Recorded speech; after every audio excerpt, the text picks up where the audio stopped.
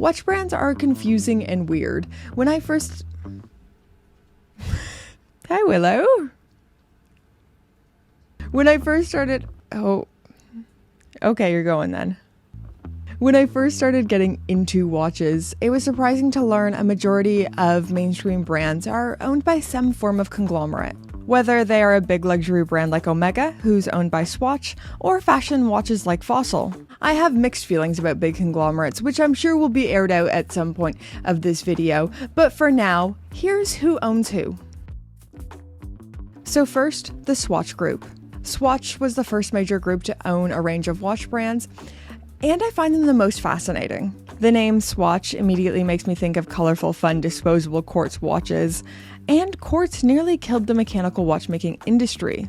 So Swatch and the whole idea around Swatch nearly killed the Swiss watchmaking industry, but it is also the group that is preserving so many historic brands. Their most well-known brands include Breguet, Blancpain, Glashütte Original, Omega, Longines, Tissot, Hamilton, Mido or Mido, Certina, Rado, Harry Winston, Flick Flack, and of course Swatch. They also own a couple of fashion watches in CK Watch and Balmain, and a couple of brands I'd never heard of before until I was researching for this video, Lion Hatot and Union Glashütte. They also own the movement maker ETA or ETA. I find Swatch the most fascinating because they own such a weird breadth of brands, from luxury to more enthusiast brands to not luxury at all. It is insane for me to think that one of the most important, almost sacred names in watchmaking, Breguet, stemming from the watchmaking of Abraham Louis Breguet, is owned by the same conglomerate that owns Flick Flack.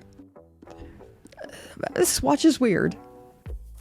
Number 2, it's Richemont.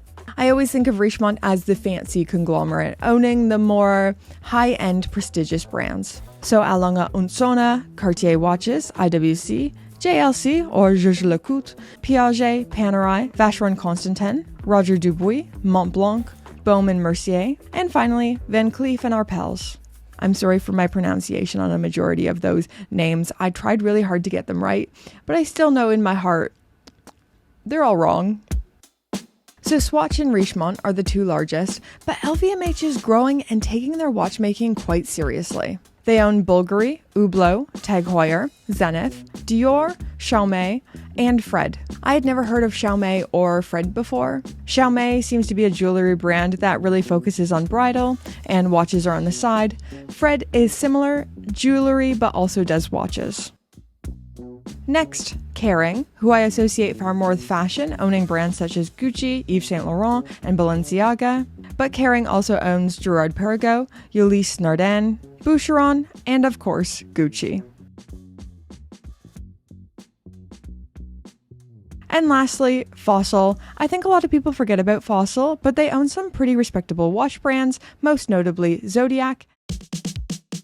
When you say the word independent in the watch space, you instantly think of not mainstream, high-end, high horology brands such as FP Journe, Simon Brett, Acrivia, Laurent Ferrier, etc. But it is easy to forget some of the largest, most important brands in the world are independents. Starting with, of course, Rolex Tudor, Patek Philippe, Audemars Piguet, Breitling. A lot of people forget Breitling's independent, Frédéric Constant, Richard Mille, and Chopard. Being independent allows them a certain freedom to take risks, try new things, away from the corporate pressures of being a part of a conglomerate. They have far more control over their brand, and they can take risks subsidiaries cannot take without a long chain of bureaucracy.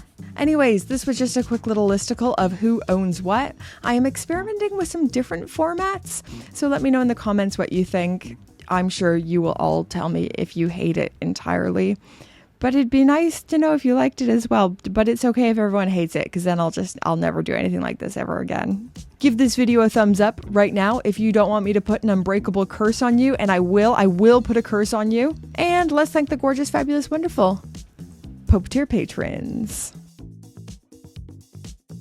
Willow, that's very naughty. That's very bad. Willow, don't eat my sound dampener. You're such a bad girl. Willow, that is a very nice sound dampener. Don't, no. Willow.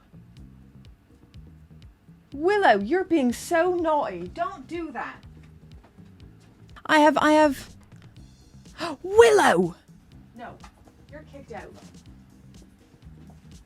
Thought we could have a nice thing.